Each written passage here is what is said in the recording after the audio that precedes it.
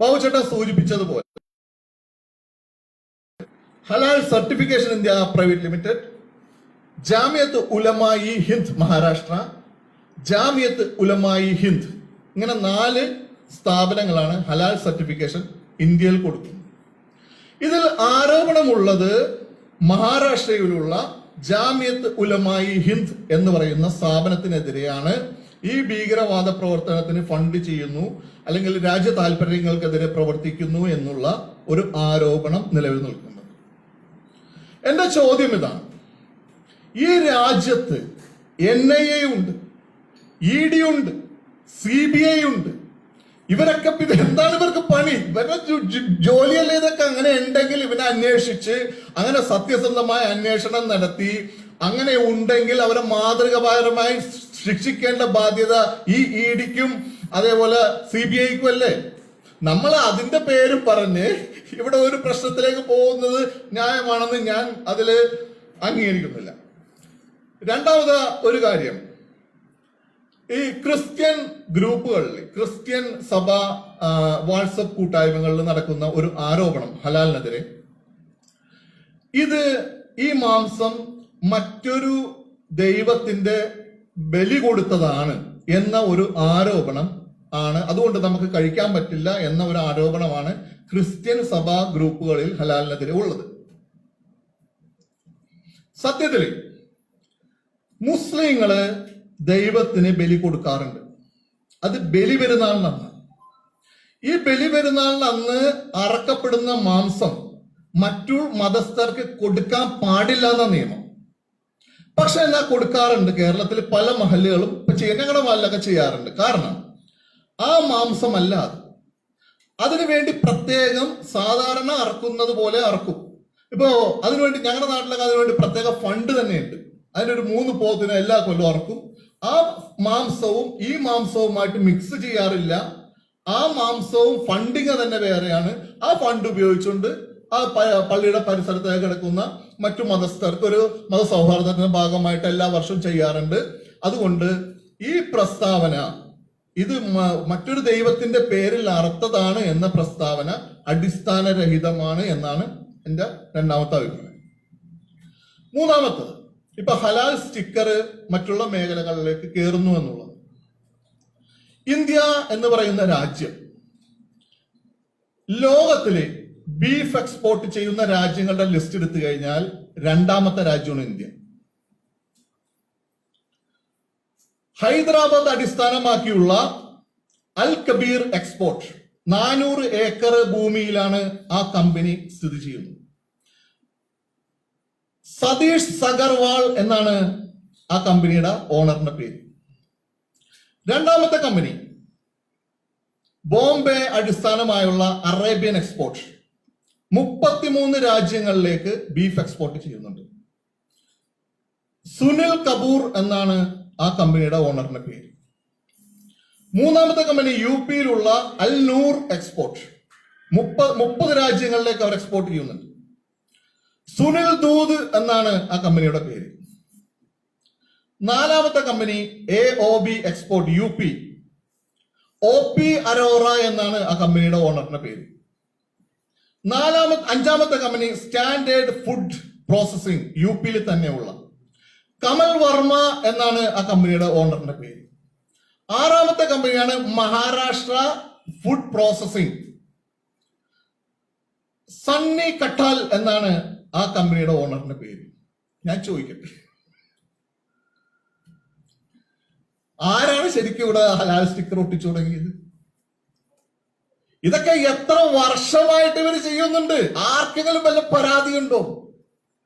ഇപ്പോഴല്ലേ ഇവിടെ ഈ ഹലാൽ സ്റ്റിക്കറിന്റെ ബഹളം തുടങ്ങിയത്. അപ്പോ ഇവര് ചെയ്യുമ്പോൾ ആർക്കും പരാതിയില്ല എന്നൊരു പരാതിയാണ് നമുക്ക് ബാബുചേട്ടനോട് പ്രധാനമായിട്ടും പറയാനുള്ളത്. ബാബുചേട്ടൻ സെക്യുലറിസത്തിന്റെ കാര്യം പറഞ്ഞു.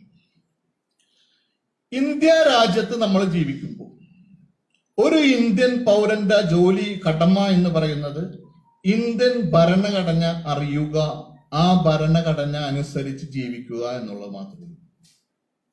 ഇന്ത്യൻ ഭരണഘടനയുടെ ആർട്ടിക്കിൾ 25 കൃത്യമായിട്ട് പറയുന്നു, article 25 protects those practices which are integral parts of a religion. എന്ന് പറഞ്ഞാല് ഒരു മതവിശ്വാസിക്ക് ആ മതവിശ്വാസത്തിന്റെ ആചാര അനുഷ്ഠാന വിശ്വാസം അനുസരിച്ച് ജീവിക്കാനുള്ള സർവ അവകാശങ്ങളും ഇന്ത്യൻ ഭരണഘടന ഉറപ്പു തരുന്നുണ്ട്. ആ അർത്ഥത്തിൽ ഓരോ മതവിശ്വാസിക്കും അവന്റെ വിശ്വാസം അനുസരിച്ച് ജീവിക്കാം. അത് മറ്റൊരാൾക്ക് ബുദ്ധിമുട്ടാവരുത് എന്ന് മാത്രമേ. ഒരു സൊസൈറ്റി, ആ സൊസൈറ്റി എപ്പോഴാണ് സിവിലൈസ്ഡ് സൊസൈറ്റി ആവുന്നത്? ആ സൊസൈറ്റിയിൽ ഒരു ന്യൂനപക്ഷ സമുദായമുണ്ട്. ആ സമുദായത്തിന്റെ ആചാര വിശ്വാസ അനുഷ്ഠാന കർമ്മങ്ങൾ അവിടുത്തെ ഭൂരിപക്ഷ സമുദായത്താൽ സംരക്ഷിക്കപ്പെടുമ്പോഴാണ് ആ സൊസൈറ്റി ഒരു സിവിലൈസ്ഡ് സൊസൈറ്റി എന്ന് പറയുന്നത്. അബുദാബി എന്ന് പറയുന്ന ഒരു കൊച്ചു രാജ്യത്ത് നമ്മുടെ പ്രധാനമന്ത്രി ശ്രീ നരേന്ദ്രമോദിജി ഏതാനും വർഷങ്ങൾക്ക് മുമ്പ് സന്ദർശനം നടത്തി. ആ സന്ദർശന സമയത്ത് അവിടെയുള്ള ഭരണാധികാരികളോട് നരേന്ദ്രമോദിജി പറഞ്ഞു, ഇവിടെ ജീവിക്കുന്ന ഹൈന്ദവ വിശ്വാസികൾക്ക് ഇവിടെ ഒരു ക്ഷേത്രമില്ല എന്ന ഒരു ന്യായമായ അവകാശം പറഞ്ഞപ്പോൾ ഈ നരേന്ദ്രമോദിജി ഇന്ത്യയിൽ തിരിച്ചെത്തി ഒരു വർഷം കഴിയും മുമ്പേ തന്നെ 27 ഏക്കർ ഭൂമി, സർക്കാർ ഭൂമി അതിനുവേണ്ടി ഫ്രീ ആയിട്ട് വിട്ടുകൊടുത്തുകൊണ്ട് അവിടെ ഒരു മനോഹരമായ ക്ഷേത്രം നിർമ്മിച്ച് അബുദാബി ഒരു മാതൃക ലോകത്ത് കാണിച്ചപ്പോൾ ഈ ലോകം അബുദാബി ചെയ്ത ആ മഹത്തായ കർമ്മത്തെ വിലയിരുത്തിയത് അബുദാബി ഇതാ ഒരു സിവിലൈസ്ഡ് സൊസൈറ്റിയിലേക്ക് മാറിയിരിക്കുന്നു, ഒരു പരിഷ്കൃത സമൂഹത്തിലേക്ക് മാറിയിരിക്കുന്നു.